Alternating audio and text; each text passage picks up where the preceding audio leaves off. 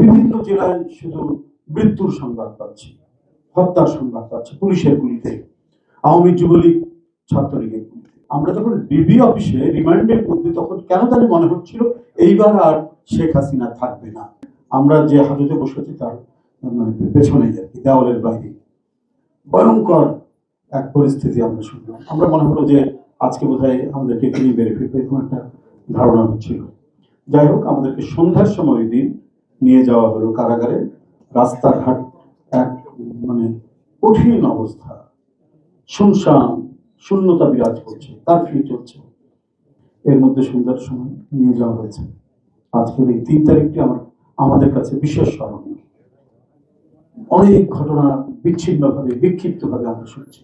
নরসিংদীর জেল ভেঙে প্রায় 900 লোক বেরিয়ে গেছে।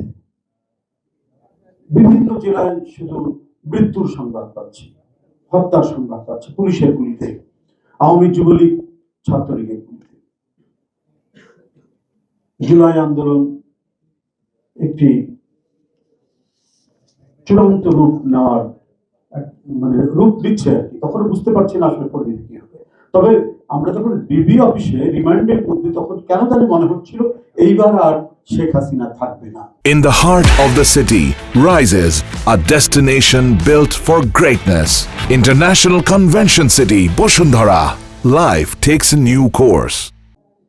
এটা আমাদের মনে হচ্ছিল আন্দোলনের রূপ দিয়ে, কারণ ওখানে কর্তব্যরত ডিউটি অফিসার একজন সাব ইন্সপেক্টর বা ইন্সপেক্টর এই পর্যায়ে, তিনি যখন বলছেন যে আমার সন্তানেরা তারাও নেমে গেছে মিছিলের মধ্যে, আমি তাদেরকে সমান দিতে পারছি না।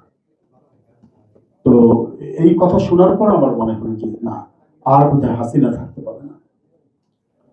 তো যাই হোক, আমরা তো ওইখানে গেলাম 4 তারিখ।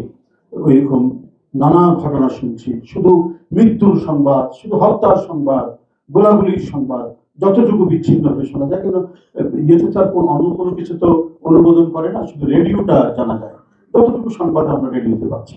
গোটা জেলখানায় আন্দোলনের নেতা কর্মীদের ভর্তি। আমরা সহ, আমাকে তো 19 তারিখে নিল, রাত্রিবেলায় নিল নজরুল ইসলাম খান, সিনিয়র আমাদের নেতা, স্ট্যান্ডিং কমিটির মেম্বার। এরপরের দিন থেকে আসা শুরু হলো ঝাঁকে ঝাঁকে। এরপরে একদিনের জন্য কারাগারে প্রেরণ করা হলো, আবার একদিনের জন্য রিমান্ডে আনা হলো, আবার কারাগারে প্রেরণ করা হলো, আবার 7 দিন পর আবার রিমান্ডে নিয়ে আসলো। এই হতে হতে তারপরে হাজত থেকে আদালত, আদালত থেকে জেলখানায় যাচ্ছি। তো তখনও আমরা সংশয়ের মধ্যে আছি যে সিরাজগঞ্জে শুনলাম থানা অ্যাটাক হয়েছে, অনেকে হতাহত হয়েছে। এই সংবাদগুলো আমরা পাচ্ছি নানাভাবে। 5 তারিখ 9:30 10টার দিকে যখন শুনলাম সেনাবাহিনীর প্রধান 1টা 1:30টার দিকে বক্তৃতা করবেন, তখন আমরা মনে করেছি খেলা শেষ, শেখ হাসিনা নাই। এরপরে আমরা সংবাদ পাচ্ছি যে এরকম যাত্রাবাড়ি থেকে লাখে লাখে মানুষ ছুটে যাচ্ছে সেই গণভবনের দিকে, উত্তরা থেকে লাখে লাখে মানুষ ছুটে যাচ্ছে গণভবনের দিকে। এই সংবাদগুলো আমরা পাচ্ছি 1টা 1:30টার সময়। উনি বক্তৃতা করলেন, আমরা রেডিওতে শুনলাম। এখানে শুধু বিটিভি আসে ঝিরিঝিরি, তাও সবার গুলো ওটা অ্যালাউ করে না, অল্প আমরা শুনতে